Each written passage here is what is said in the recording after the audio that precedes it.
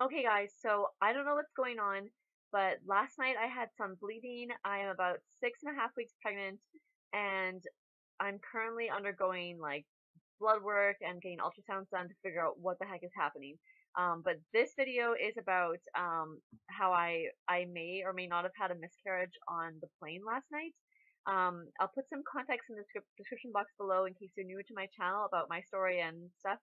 But otherwise, let's just jump right into things. So last night, I was working a flight from Vancouver to Cuba, and during my normal safety checks, I was checking for life jackets and safety features cards just to make sure they're all present and secure. And while I was doing this, like I have to walk up the aisle. You kind of look like a raptor when you do this. Call me crazy, but like I'm bending down to look under all the plane seats to make sure all the life jackets are there, all the safety features cards are there, right? It's this kind of ridiculous walk all the way up the plane aisle, and it forces you to be bending down all the time and kind of up and down, up and down. But as I was doing this, I felt a gush of fluids. And, this is a pregnancy related vlog, so you're kind of expecting some TMI, I hope.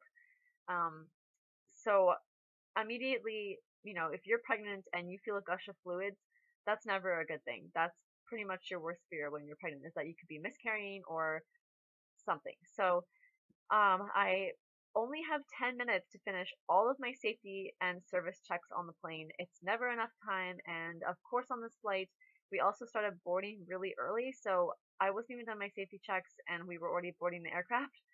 So I tried to get to the bathroom to just go and check and see what was going on.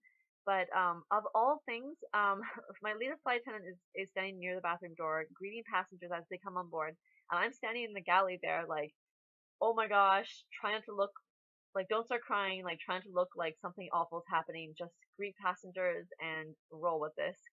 And of all things blocking the bathroom door, it's the flight deck door and then a baby car seat. So I couldn't get in the bathroom to check what was going on, and I had nowhere to go. I'm stuck in this little galley, just freaking out inside my head. So I find an excuse to use the washroom and get in there and check. And sure enough, my underwear is like full of blood. Oh my gosh. So much stress.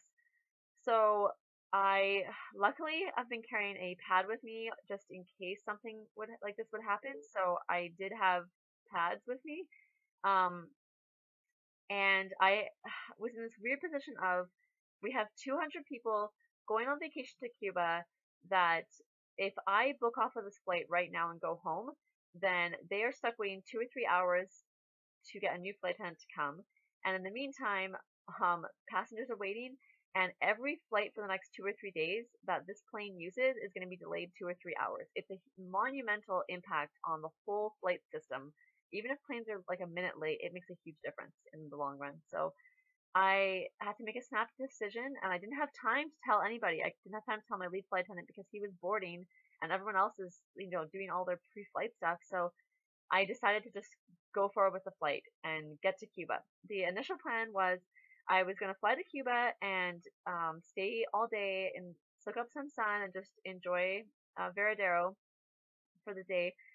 Get Joe some cigars and some rum and hang out with some really fun flight attendants and come home. But instead, I just decided, okay, I'll get to Cuba and talk to my crew scheduling department and just, or see if I can go to a doctor or something. Anyways, so on the flight, I told my lead flight attendant that I think I am having a miscarriage, and the other flight attendants too, and all of them thought that I definitely should have stayed home and not done the flight, but I had to decide on the spot, and that's what I decided to do. So yeah, by the time we got to Cuba, I had finished 6 hours of serving passengers and trying to act like nothing was happening. And you know what? I think I actually pulled it off because I felt really calmed and distracted talking to passengers and working with passengers and trying to make their vacation nice. And I don't think anybody was the wiser that anything was going on. So by the time we got to Cuba, I talked to my crew scheduling and the MedLink. MedLink is a company like it's like 911 on the sky. It's who we call if someone has a heart attack on board or if something serious happens on board. It's a medical emergency. We talk to MedLink and they help us. So I talked to MedLink, and given my symptoms, I was bleeding for the first 2 hours of the flight, but that stopped after 2 hours. I think I filled like a pad and a half, and I didn't have any serious cramping or any serious problems. And then they had me fly back to Canada. So instead of staying in Cuba, I came back to Canada, and I've done some medical stuff today that I will talk about in the next video. Okay.